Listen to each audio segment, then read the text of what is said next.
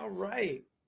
And we are back with episode 2 of Math on the Rocks. And this time we actually, in addition to me and Cole, we have the full team. We have the whole band together. We got Scott, who wasn't here last time, but something happened with softball. So maybe rain or a flooded field. So Scott's with us. Welcome, Scott. Finally. Yeah. Glad to be here. Looking forward to this. And now the big theme, because Cole is looking nice and calm. And so we gotta pick his brain, wondering how he could be so calm after running probably one of the best symposiums in the state of California. I'm just going to say it. So why don't you start off, Cole, by just telling us what happened this past week? Yeah, so last Friday, Saturday was a great event. It's definitely one of the best I think we've had in our area for some time. And we had over 650 people, almost 700 people in attendance, not counting all the wonderful exhibitors and sponsors we had at the event. And I mean, gosh, TK through 12 was represented well at our conference. Yep. And over 400 of them came into that closing area for the final raffle prizes. So they stayed throughout all day Friday and Saturday with us, which was just wonderful and exciting. That's huge.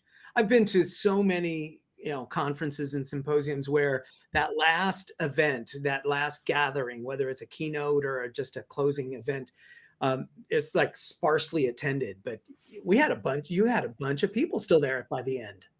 I was surprised on how many session full signs we had to hang at our fourth session of the conference, which is an indication of just how great the lineup was of speakers all the way throughout the day. So that was really wonderful. So how many people were at the symposium? So we had between 650 and 700 total. It was just good fun. That is awesome. And of course, that's so huge. That's huge from back when, when I came on board, we had 100.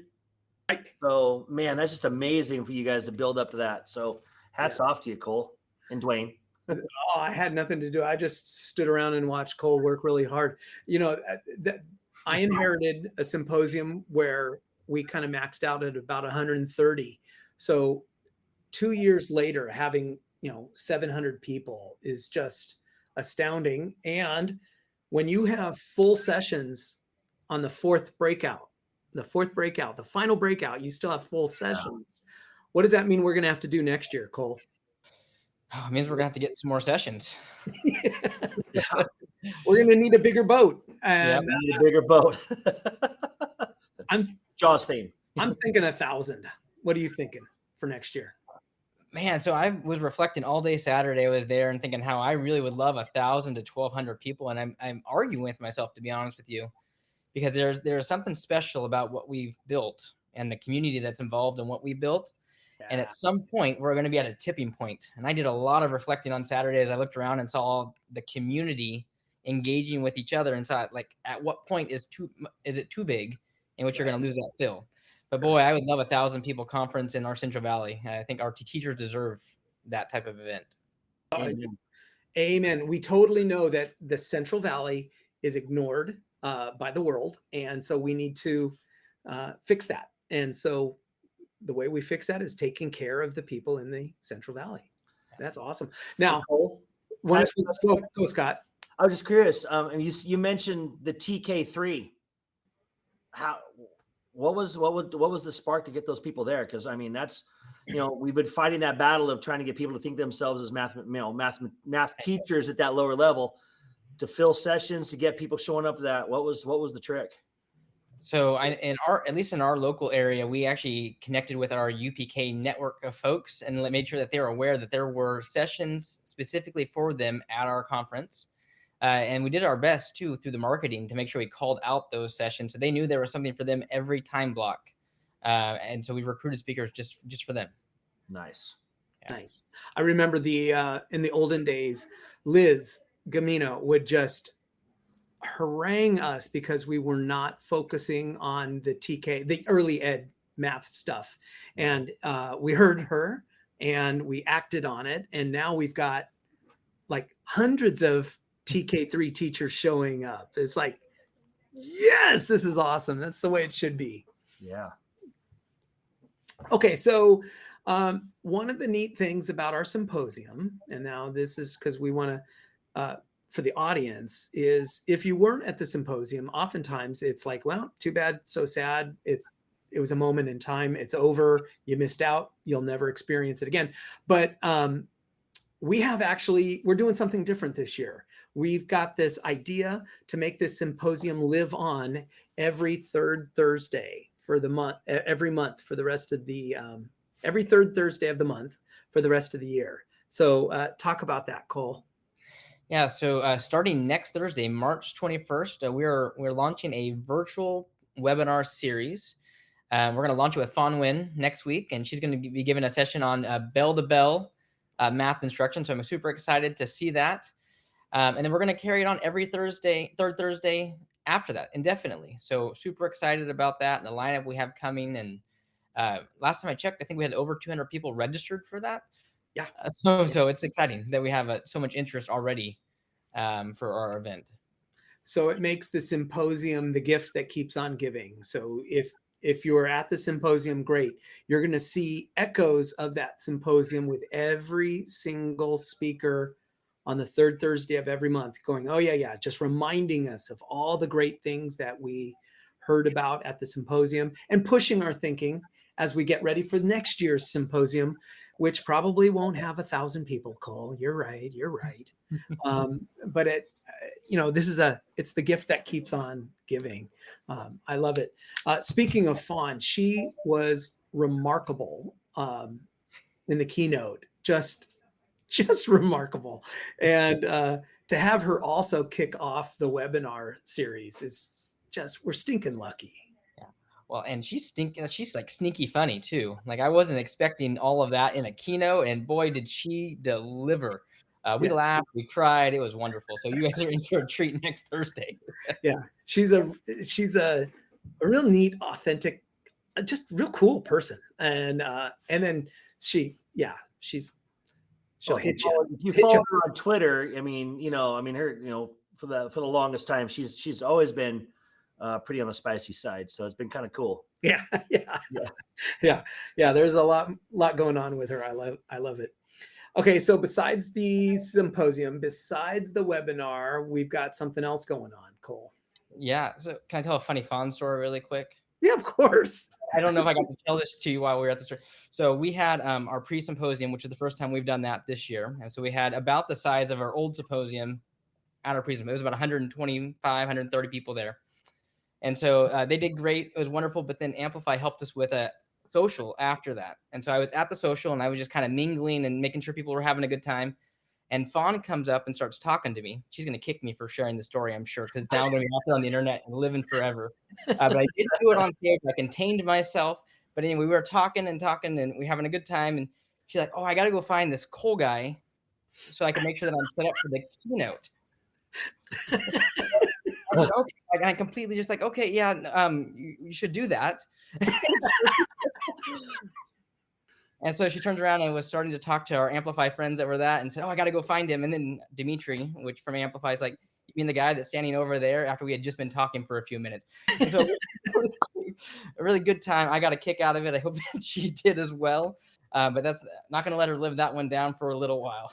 That is awesome. That is awesome. All right. So yeah. Well, I got my own quick symposium story. So I'm hanging out before the symposium starts. The leadership thing hasn't even started. And this lady comes in. She just checks in. She's got her lanyard and she's just looking at the lobby. She's just trying to figure out where she's supposed to go. So I swoop in, being the good host that I'm supposed to be. And we're chit-chatting. Her name's Jody. And it's not a fun story like yours and Fawn. So she didn't know me. She would not supposed to know me, nor was she looking for me. But we're just chit-chatting. And it turns out she was from Nova Scotia. So our symposium went international. We were thinking we were taking care of just the Central Valley people, but we were taking care of the international math community because we had somebody all the way from Nova Scotia, which I had to Google and try and figure out where the heck Nova Scotia was. I wasn't entirely sure. I knew it was Canada, but I didn't know much beyond that. But It was Math way people, we're not over good there. at geography. Huh? Math people, we're just not good at geography. Yeah, it's like, I don't know, it's on the map. That's close enough. It's a rounding error. Exactly. And so, but it was like way over by Maine. And so it was just, we're huge. We're going international. Oh, and so I know that, and we talked about that on the stage Friday night. Yeah. And then Friday night at game night, I realized that we went even further than Nova Scotia, Canada. Really? Yeah. So I started talking to a couple gentlemen, and they were from Spain. So we had two people from Spain in our audience. We had Barcelona and Madrid. So Gerard and Manuel, and we were great friends at our game night, which is in itself a legendary thing that we do in the central section. But yeah, we had a good time, and they're helping us out too. So we're excited about that. They're connected to some kind of neuroscience research organization, and they're all in on coming back next year. Oh, So, good. Yeah. Wow. Well, we're going to have to also call Jody and make sure she comes back too. And it's like, Yes. come on, this is it. We got to keep this international theme going here. Okay, so wrapping up the symposium, we've got the webinars happening, and then CMC Central is still not done. What are we doing now? So next week we're launching, so you can share the information with your families tomorrow. We are launching a Central Section Math Week. We are partnered with Mind Research Institute. It is a free virtual game series. So it's 5 days, and it's really meant for students and families to play at home. All the games come with the stories in English and Spanish. To explain the rules, and just a good old time. Not a lot of the numbers and algorithms that you're used to in your math world. But really just games, logics, puzzles, to help families kind of engage in math in a different way and understand that math is more than just numbers and algorithms and rules. So it's a good time and excited about that. We are shooting for 500,000 minutes across our section. So super excited. Wow. So, okay, so this is kind of relevant because, or timely. Last week, I wrote a blog post for my job, and it was focusing on, so I've been big on this idea of math anxiety and talking about the math anxiety teachers have, the math anxiety parents have, how, the things we do to cause students to catch math anxiety, because it's kind of like a flu bug where one person with math anxiety can kind of give that anxiety to other people, and particularly students. And so last week, my focus was on what can parents do at home to reduce the risk that they're going to share their own math anxiety and thrust it upon their children. And because, of course, what do we want we want parents to be engaged at home. We assign homework, and we love it when parents are engaged and participating and supporting their kids. Unfortunately, that's the exact condition a parent with a little bit of math anxiety who's trying to be very involved in helping their kid with homework. That's the condition that causes the math anxiety to be transferred onto the kids. And so my blog post last week was, what do we do about that?